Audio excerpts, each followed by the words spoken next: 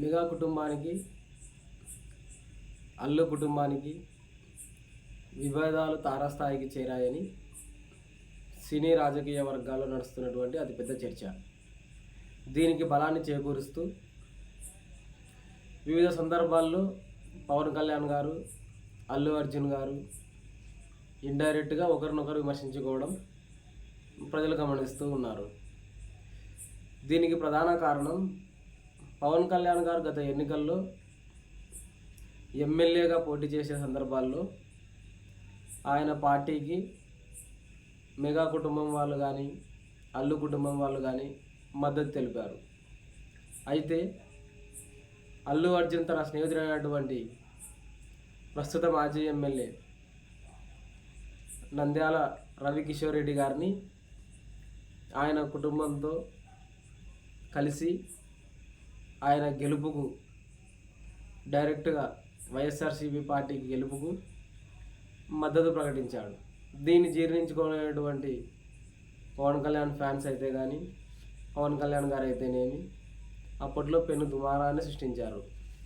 అయితే కాలక్రమేణా కూటమి ప్రభుత్వం ఏర్పడి పవన్ కళ్యాణ్ గారు విజయం పొందిన తర్వాత రకరకాలుగా పలు సందర్భాల్లో అల్లు అర్జున్ని విమర్శిస్తూ ఇండైరెక్ట్గా స్మగ్లర్స్ అంతా హీరోయిజాన్ని చూపిస్తూ ఉన్నారు, వాళ్ళ వల్ల సమాజానికి ఏమి మేలు అని దూషించాడు.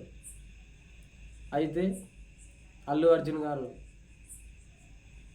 తనకు ఇష్టమైన డైరెక్టర్ అయినటువంటి పుష్ప డైరెక్టర్ సుకుమార్ గారి భార్య ప్రమోట్ చేస్తున్నటువంటి సినిమాకు గెస్ట్గా వెళ్ళి ఆ స్టేజ్ మీద డైరెక్ట్గా సూపర్ ఓవర్లో బ్యాటింగ్ చేసినట్టు డైరెక్ట్ విమర్శకు దిగినాడు.